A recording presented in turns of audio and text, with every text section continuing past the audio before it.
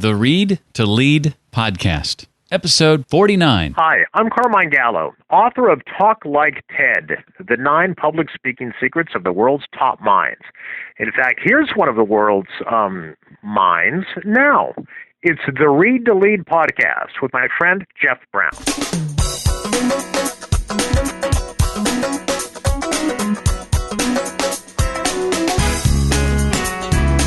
The more that you can micro-niche, the more that you can identify a core group and speak directly to them, the more powerful and the more successful you're going to be.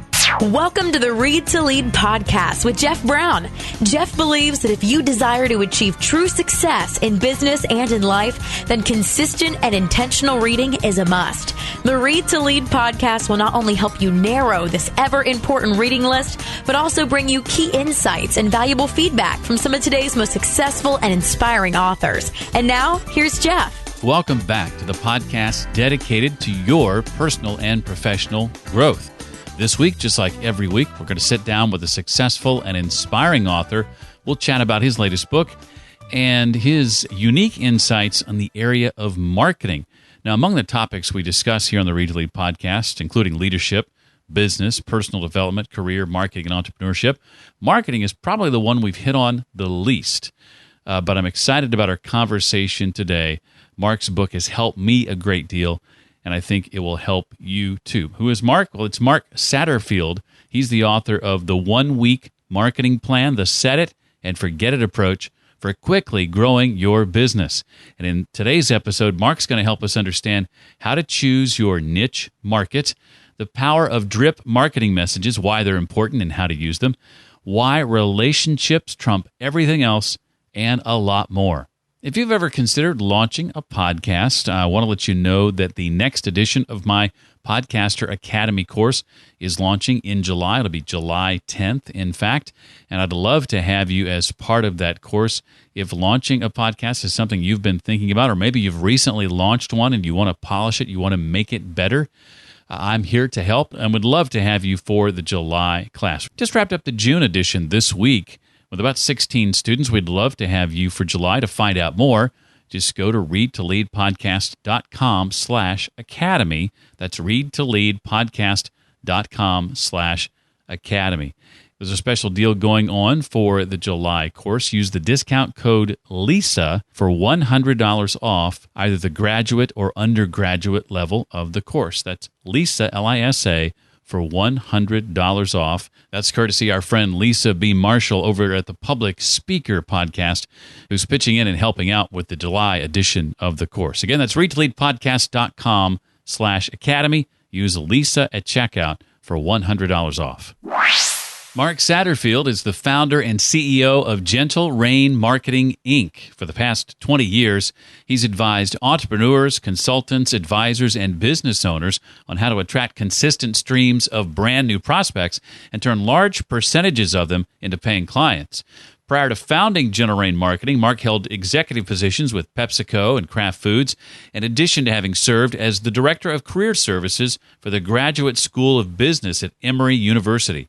Mark is the author of 8 previous books, including the best-selling Unique Sales Stories, How to Get More Referrals, Differentiate Yourself from the Competition, and Close More Sales Through the Power of Stories. And he is also the author of The 1 Week Marketing Plan, the Set It and Forget It approach to quickly growing your business. And he is our guest today. Of course, Mark, welcome to the Read to Lead podcast. Great to be here. Thanks for having me. Before we jump in, I think it's important to understand when we talk about online marketing efforts. In your book, you're not just limiting it to those with online businesses. These concepts and tips we're going to talk about today apply to any business, don't they? That's a great point. And yes, absolutely they do. Whether one has a brick and mortar business, a consulting business, an advisory business, it's really hard to think of an entrepreneur that would not benefit and substantially grow their business by implementing this type of marketing system. I thought it would be good to give you a chance to share some of your personal experiences with your own 1 week marketing plan and ask in what ways has it helped you grow your own business over the last 5-10 years? Well, this is literally the plan that I implemented for myself and my business back now about 15 years ago. I was somebody who had worked in corporate America at Pepsi and at Kraft Foods and decided to hang out my own shingle and had my network of contacts, which in the initial going provided me with some business. And I thought that word of mouth and referral was going to be enough to sustain me throughout my entrepreneurial career because, quite frankly, that's kind of what I'd heard everybody else say. And the reality was that although there was enough business to get me started, if you over-rely on word of mouth and referrals, you go through these horrific feast or famine business cycles. And I know many of the listeners out there can relate to it. And what is absolutely crushing, aside from the psychological factor, is that most of us small business owners, we just don't have the bankroll to ride out the famines, especially if the famines start to get long. So it was really out of necessity that I started to investigate a way that I could generate consistent streams of brand new clients, because pretty much everything that I was doing, whether it be networking or trying to call people on the phone, which was a horrific experience in and of itself, which I would not recommend to anybody unless someone has a love for telephone cold calling. But the problem wound up being is that I would do these labor-intensive types of lead generation, and then, of course, I'd get some clients, and then I would have to go service the clients. So I wasn't doing any labor-intensive lead generation, and so the clients, of course, always, eventually go away. And again, you'd be back in that feast and famine. So I stumbled onto an old tape cassette I think my cousin gave me, which was produced by a guy named Dan Kennedy, who is really just a really smart guy, a direct response marketer. And I really liked what he said about using free information as a way to get prospects to raise their hand. Now, Dan's examples were all kind of plumbers and electricians, and my clients were more professional. Most of my clients are B2B professionals, fairly small, mid-sized businesses. And I thought, well, that isn't the kind of client that I'm going after. So I resisted it. But it got to the point where after about 5-6 years of being on my own, I was literally down to my last $1,500. And I was a little bit like Scarlett O'Hara in Gone with the Wind, when she says, "I vow I will never be hungry again." I said, if I just get one more client, I vow I will put in place a marketing system. And long story short, I implemented this type of marketing where it really focuses on building relationships first and then trying to sell something to somebody. And, tweaked it and modified, tried a lot of stuff. Some of it worked, some of it didn't work. But over the last 15 years have evolved it to the point where it really is a system. It's not hard. It's not expensive. Doesn't take a lot of time. And the reason I wrote the book was that I really wanted to share this information because most entrepreneurs, small businesses that go out of business, they go out of business not because of shoddy products or inferior service. They go out of business because they don't have enough clients. And I think anyone can implement this type of system in 5 days for under $300 and have a marketing plan up and running, doing what it's supposed to do. So that's really the short answer about how evolved. We get into the first chapter. We talk about, laser-like focus and niche marketing. I teach an online course for podcasters called Podcaster Academy. And oftentimes it's difficult to get my students to understand the importance of this laser-like focus. They're often too broad in their scope. And the thinking is, well, I want to reach as many people as I possibly can. What are some of the advantages, Mark, in your eyes, of a narrowly defined niche? I can relate to those people. I mean, I resisted niche marketing for years, for exactly that reason. Because my thinking was, if I niche market, there would be all these people that I could help who wouldn't come to me. But the problem winds up being is that it is such a noisy world out there. There are so many messages that we get bombarded by it. And if we don't have a very clear message that says, hey, I'm for you, if the prospect can't see a reflection of him or herself in your marketing materials, you get ignored. And that's what absolutely kills you. It's not that people look at your message and say, boy, this dude is weird.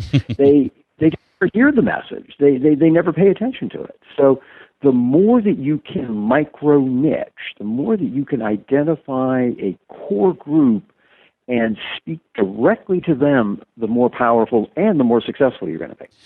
Yeah, what are some examples, Mark, of businesses or entrepreneurs that maybe started out a little more broadly in their thinking, but then saw their business begin to grow once they started to narrow their focus?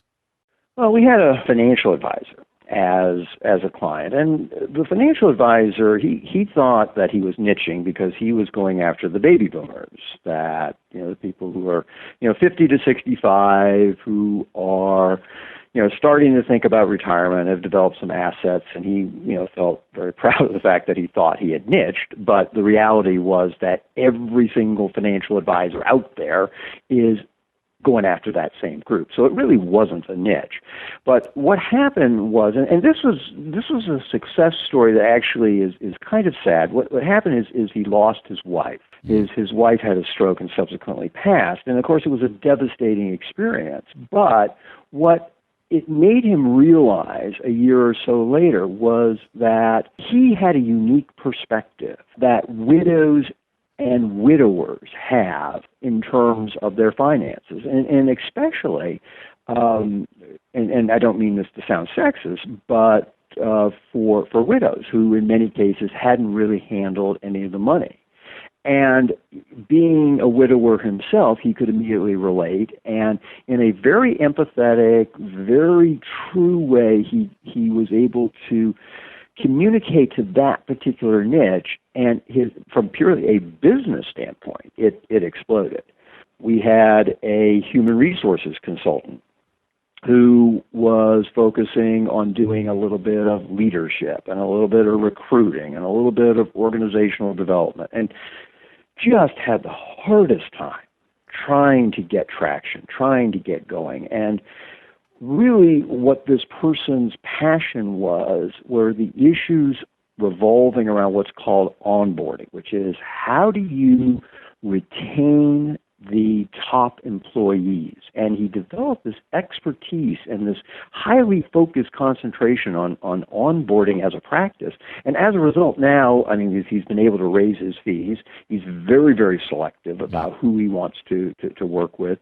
And has been very successful from a niche standpoint. So you can niche from both an industry standpoint. Now there's a lady. I love this person. What she's done is she's niched actually from a behavioral trait standpoint, which I think is a cool way to do it. And she runs a business called the Introverted Entrepreneur. Her name is Beth Bulow. And what she's doing there is she's niching and appealing to entrepreneurs who just, maybe are a little on the shy side, and they don't, they don't really want to go out and have to sell themselves. And again, just, a very interesting twist and putting an interesting niche focus on what would, most people would say is on marketing to small business. So those are three examples that come to mind.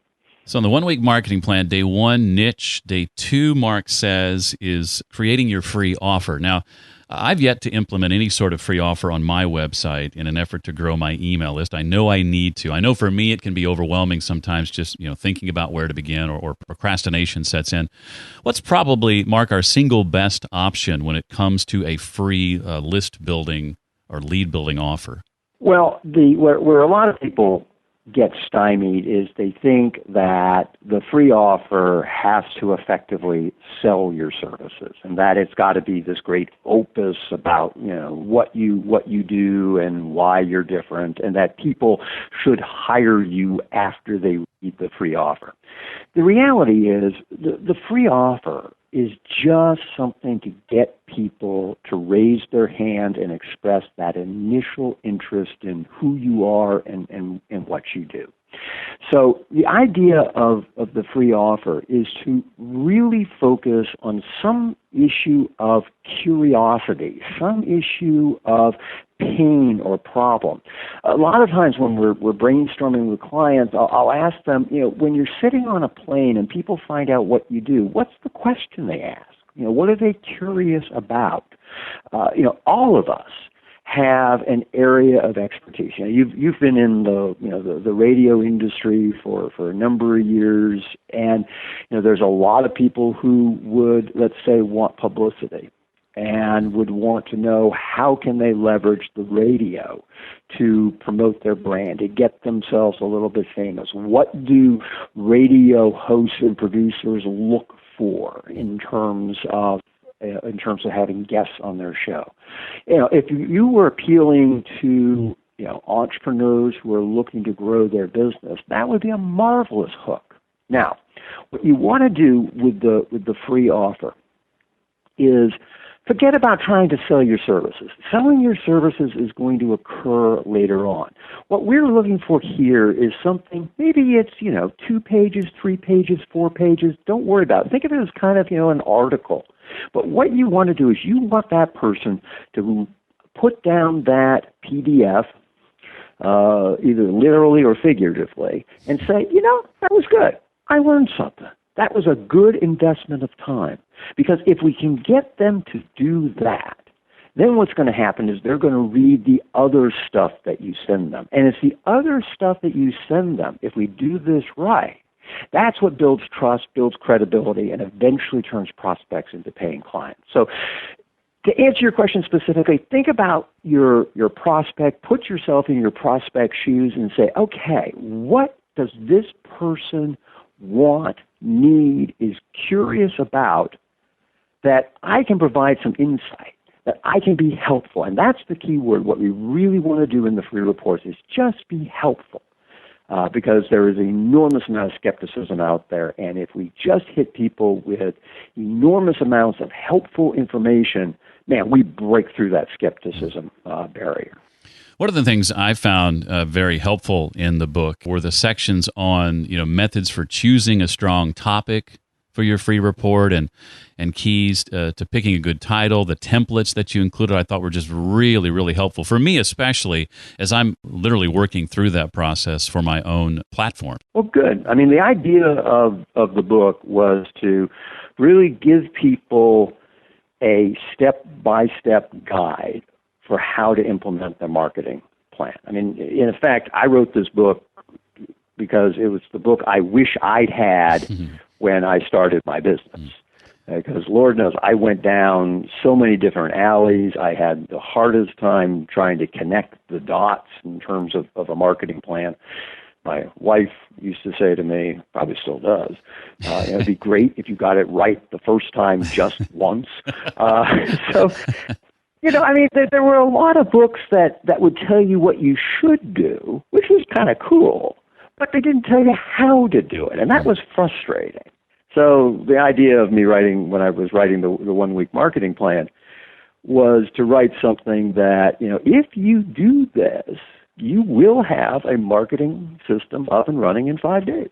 And it doesn't have to be hard, doesn't have to be time consuming. It doesn't have to be expensive. I mean, I budgeted it out at $300. So you can come up with $300, you can get this thing rocking and rolling. I mentioned I get tripped up, thinking about, the free offer sometimes. Day 3, creating a website for your free offer doesn't trip me up much at all. I don't struggle there, but I know a lot of people get stuck on this when it comes to crafting your website. And you say sometimes it can be as simple as creating a single page or a squeeze page. Mark, what are some of the advantages and disadvantages to going that route? Well, creating a squeeze page, which is just basically a one-page website, and the idea is that it squeezes people towards taking an action, which is to request your free offer. The advantage of it is that it is very simple to do. There's a website out there, we mentioned this in the book, called leadpages.net. And leadpages.net, you can go there and create these one-page websites. They'll even host them for you. It's just simply a matter. They got all these really cool templates, and you just, take out what they have there, type in your own stuff, and whammo, you're off and running. So it's very simple, and it gets you up and running. The limitation is that one-page websites are not going to rank very high in the search engines. Matter of fact, they're not going to really rank at all. So in terms of getting visibility in the natural search listings, that won't happen. In order for that to happen, you really need a website, because Google has a very complex algorithm by which they determine which sites get on the first page and which don't. And one of their criteria is what is the size of the site. So a one-page website won't show up. Also, you can't really advertise on Google. But if you're going to use other means, and if you're looking just to get up and running and promote an offer, using a program like leadpages.net works out great. And I don't have any relationship with Leadpages. I just I use them. I think they're cool, and it's worked well for me, worked well for my clients, and maybe it will work well for your listeners too. Well, on that page, we're going to need to craft a compelling opt-in form. What are some key things to remember, Mark, when writing those catchy bullet points? Well, the catchy bullet points is it's all about benefits, and we've all heard about features and benefits, and for years I used to kind of understand what a benefit was, but I didn't really understand what a benefit was until somebody explained it to me really simply, and then I got it, which is, why do I care about this? So the bullet points that motivate somebody are all benefits about, this is why you should care about this. And so if you just start kind of doing a data dump of free thought explosion of bullet points, you'll come up with a bunch of them.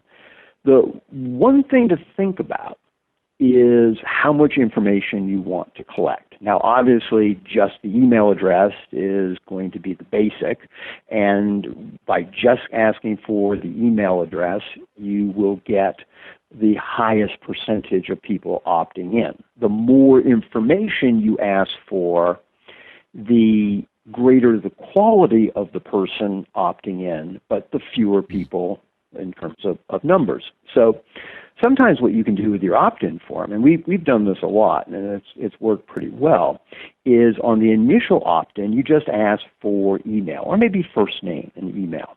And then after they've done that and hit submit, so now we have that information, then they're directed to a page saying, I have some additional information I'd like to send to you by mail.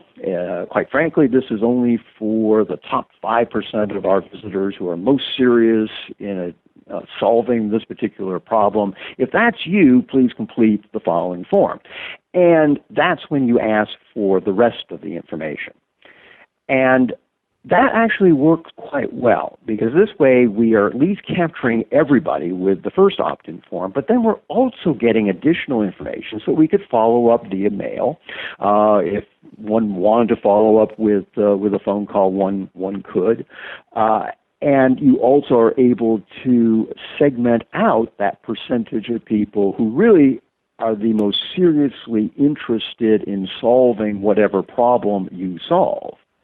And then you can send them particularly, specifically crafted messages that appeal to them. So that's an easy way to approach it. Well, in day 4, we're 3 days down, 2 to go. Day 4, we get into what's called drip marketing messages. I wondered if you could explain what that means, Mark, for the uninitiated, why they're important, and how we're going to use them. How do we implement them? Well, drip marketing is simply the process of what are we going to send people after they have opted in to get the free report. there's lots of different things that you can do. You can send them additional information. What I like to do is once people have opted in, I'll send them either videos or I will send them text messages about additional great ideas that will help them solve whatever problem. And I'll send them pretty much once a day for the next 5 days. Now, after that period of time, then I'll tend to back off and not, be sending them messages every single day. But in the beginning, I know they've got a hot problem. I know that they've raised their hand, so I know this is an issue that they want to solve. So I want to send them messages on a fairly regular basis. Now, what you can do in these messages is you provide, again, a great tip, a great idea, something that's going to be helpful to them. And then you give them the call to action, which is to request a free consultation with you. And they can either request that free consultation by just simply returning the email. That's the simplest way to do it. Or they can go to a specific page, and on that page, it outlines the benefits that this person is going to get if they request a free consultation with you. So, for example, here in my company, General Rain Marketing, we mostly build out marketing funnels for our clients. So one of the things that we offer is we offer a free consultation on how to create a marketing funnel. And people go to Gentle Rain Consult, and they sign up for that. And that page promotes the benefits of the consultation. Now, in some niches, all you have to do is say, hey, I'm offering a free consultation. Simply reply to this email to coordinate it. In other niches that are more competitive, you want to send people to a page which provides the specific benefits. But these ongoing messages, that's what builds trust. That's what builds credibility. That's where you communicate your uniqueness and the benefits of actually partnering with you to be your advisor or your coach or your provider of some sort of goods or services. When it comes to building traffic to our site, we get into day 5 now, and getting traffic to the website. I think a lot of content providers don't consider seriously advertising. I know when I talk to many of my podcast students who are maybe frustrated that they aren't seeing more people come to their podcast, if I dig a little bit deeper, I often find, Mark, that they're relying strictly on organic traffic. They haven't really considered advertising, in part because they think it's really, really expensive. What are some of the tips you suggest in leveraging online advertising to bring people to your website? Well, I love online advertising. Getting ranked in the natural search listings, as we talked about earlier, it's just extremely difficult. And the nice thing about advertising is you can pinpoint precisely the type of person that you want. And the model with online advertising is that your ad you only get charged for your ad when people click on it. So the more that you craft your ad to appeal to a specific group, the greater the percentage of the people who actually click on it are going to actually be the types of people you want. So Google was the pioneer of this, and today still remains the 3,000-pound elephant in the room, and they're good. But personally, I would recommend people consider Facebook, because Facebook, surprisingly, has enormous reach. We just did an ad for a financial advisor on Facebook, and we targeted only those people who liked the Financial Times newspaper. That's that orange newspaper that appeals to, the high-level financial types, and I can't believe it. But we got absolutely slammed. And I was kind of going into this going, I don't know how many people on Facebook are actually Financial Times readers. And it turns out they're huge. And the wonderful thing about Facebook is that you can micro-target. And you're paying 30 cents a click. So if you got a great offer that you're driving people to who opt in, and then you've got this great sequence which builds trust, builds credibility, and offers, a consultation or a coupon or some sort of incentive to engage with you, wow, this is just super powerful stuff. And you can start to really see incremental growth in your business very, very quickly. Well, part 2 of Mark's book covers things he calls strategic marketing boosts, things like social media, blogging, video marketing, publicity, direct mail. Something I've recently ventured into, joint ventures like webinars and teleseminars, for example. I've been helping some other folks do the same, but I like how you put an emphasis, as you hinted before, Mark, on the importance of building the relationship first, especially when it comes to developing joint ventures and not trying to skip that step. That is so important. And it flies in the face of our natural impulses, unfortunately, because left to our own devices, we go up to strangers and say, hi, you don't know me, I don't know you, but want to buy my stuff. We say it more elegantly than that. But the reality is that's kind of what we're doing. Whereas if we take a step back and we focus on building the relationship and we focus not selling, then what happens is we can break down those barriers. And if the information that we're providing has great value, if the content we're giving them is really good, we wind up with fans. And yeah, we may stretch out the sales cycle slightly, and the emphasis is just slightly, but what happens is you get a much higher percentage of people who were prospects who convert into paying clients. And the other thing is you get these raving fans, people that just love you. And what happens when people love you is they refer you.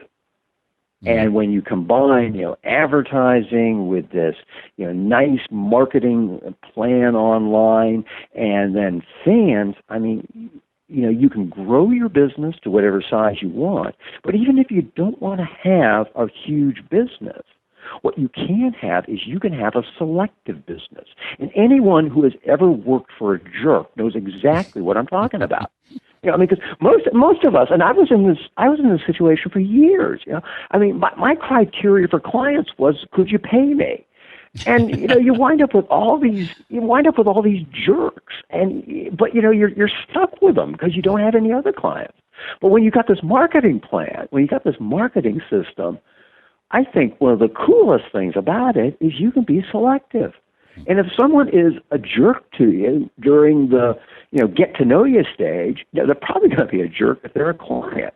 And you can nicely, of course, but you can nicely shine them on, and really only work with people that you really enjoy, who are really cool people. I look at my clients today. And it's not to say that they don't frustrate me at times, because of course, all clients do that. But I love them. They're in all sorts of really cool businesses, doing cool stuff, and I find it exciting, and I find it enormously rewarding that I'm able to assist them in achieving their entrepreneurial dream. But they're all really cool people, and I don't have to work with jerks. And that, I think, is the ultimate benefit of having a marketing plan. You get to pick and choose who you want to work with, and that can be huge. Reminds me a bit of Michael Port, who preaches some of that in Book Yourself Solid, and working with just those you really, really want to work with. Well, Mark, before we move on to some questions not related to the book, I want to just make sure we've covered all that we need to. Is there anything else about the book you'd like to share with us before we move on? No, the book comes out last week in August. It's going to be available wherever books are sold. And one of the things that we're doing in the book is that in the book there is a URL where you can register the book and you can receive a free video companion series, which I think people are just going to absolutely love. So that's just an additional bonus for people who buy the book. Awesome. Well, Mark, public speaking is a topic that's come up quite a bit on the show in the past. Many of our guests do a fair amount of public speaking, and the idea has been shared often that your success hinges in large part on your ability to effectively share your own ideas in public. I was curious to know, what's your approach to public speaking, and what's your goal when you prepare a public talk? Well, I have increasingly done less and less public speaking, because what we have found is that there's a lot of other venues out there, whether they be podcasts or webinars, that enable us to get in front of people without having to travel. Now, having said that, there is nothing as powerful as people seeing you on a stage in terms of immediately building trust and credibility. I think the best piece of advice, and the thing that I always tell people to do, is to Google Steve Jobs' Stanford commencement address. Mm-hmm. And, that I think is probably the best, not only the best commencement address I've ever seen, but it's one of the best speeches. And the way Mr. Jobs started it off, he said, I want to tell you 3 stories today. No big deal, just 3 stories. And then he went and he told 3 stories. So whenever you are presenting before an audience, the more that you can think about, okay, what are the 2 or 3 points I want to make? And then what are some stories that I can share that are going to illustrate those points? Because people will never remember the points, but they will remember the stories. And if you can do that, then you're going to have a very compelling presentation. And that advice is true whether you're doing a webinar or a podcast or any kind of personal presentation. And that presentation from Jobs is the only presentation on TED.com that isn't actually a TED Talk. It's that good. Well, I was wondering if you could name for us a couple of books you've read recently, Mark, or maybe are currently reading that have had an impact on you, and maybe share how or why they impacted you as they did. Well, I'm a big Seth Godin fan, so anything that Seth Godin puts out, I read. Probably my favorite book of his is actually probably one of his lesser-known books, a book called Tribes. And this was all about how do we build a community of followers? How do we build a network of people who know, like, and trust us, who believe in us, who share our message? And this ties in very closely to what we've been talking about in terms of getting people to request our free reports and become part of our online community. So I think for anyone that hasn't read Seth Godin's Tribes, I would certainly recommend that.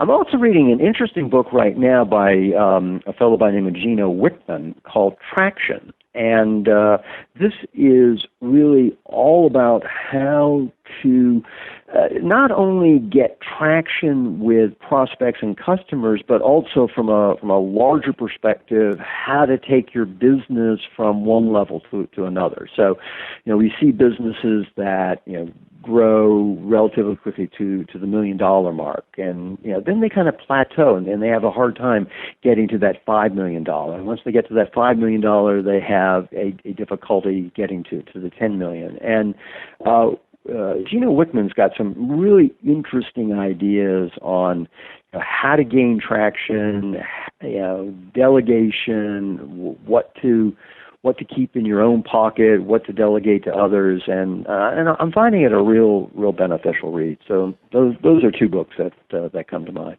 Well, finally, I want to ask Mark. I know the book's coming out at the end of August. What's after that for you? What projects, if any, are you working on that you want to let others know about? Well, I mean, for us, it continues to be helping our clients achieve their entrepreneurial goals by assisting them in implementing their marketing programs. So our company, General Marine Marketing, which actually is now its 22nd year, we are specifically designed for business owners and consultants, entrepreneurs, advisors who would like some assistance, whether it be in creating a free report or developing a website or writing drip marketing or doing blogging or social media or what have you. And we have a business model where we do these services for our clients, and we will provide as much or as little service as our clients need. So I would love to have readers or listeners to this program join our community, and they can do that by going to gentlerainmarketing.com. And we've got some really great free reports. And matter of fact, we're even offering a complimentary copy of an earlier book I wrote called Unique Sales Stories: How to Use Stories to Motivate, inspire, and attract more new clients. So that's all available at gentlerainmarketing.com. Well, I can honestly say the book has come along at a perfect time for me personally. The 1-week marketing plan, the set it and forget it approach for quickly growing your business. And I have to say, too, Mark, that as I've read about halfway through it now, and I'm not exaggerating when I say this, I have bulleted, highlighted, or underlined something on virtually every page I've read so far. That's how much valuable information I'm finding in the book. So thank you for writing it. Thank you for taking time to be on the Read to Lead podcast today. We really appreciate it. Well, thank you very much for having me, and I greatly appreciate your kind words. I'm not kidding when I say I got a ton out of this book. I highly recommend it because it not only tells you what to do, but shows you how to do it. And here's the cool thing. Even though the book isn't even out yet, you can pre-order it right now through Amazon. I've put a link in the show notes page where you can do that right now. readtoleadpodcast.com/049. That's also where you'll find out everything you'd want to know about Mark and the plethora of resources and links we talked about today. Again, that's readtoleadpodcast.com/049 for episode 49. Remember our sponsor, Podcaster Academy. Go to readtoleadpodcast.com/academy for more on that. Use the discount code LISA to save $100 at checkout. And if you could do one thing for me, I would greatly appreciate it if you'd rate and review the podcast. It helps the podcast to get noticed and makes it easy to find. If you give it a 5-star rating and leave a review, I'll be sure and mention your name, maybe even your website too, in an upcoming episode. It's a small way to say thanks. To rate and review the podcast, just visit readtoleadpodcast.com/iTunes or readtoleadpodcast.com/Stitcher. Well, that's going to do it for this week. I hope to see you next time for the Read to Lead podcast. Thanks so much for listening to the Read to Lead podcast. As a subscriber, we challenge you to be more than just a passive listener. Become a vital member of the community. Visit us on the web at readtoleadpodcast.com and chat with other members at facebook.com/readtoleadnation. Until next time, remember, leaders read and readers lead.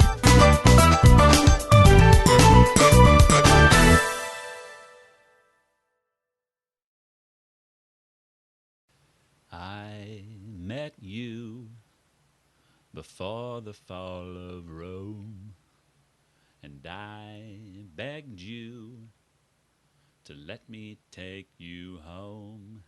You were wrong, I was right. You said goodbye, I said good night. Woo, it's all been done.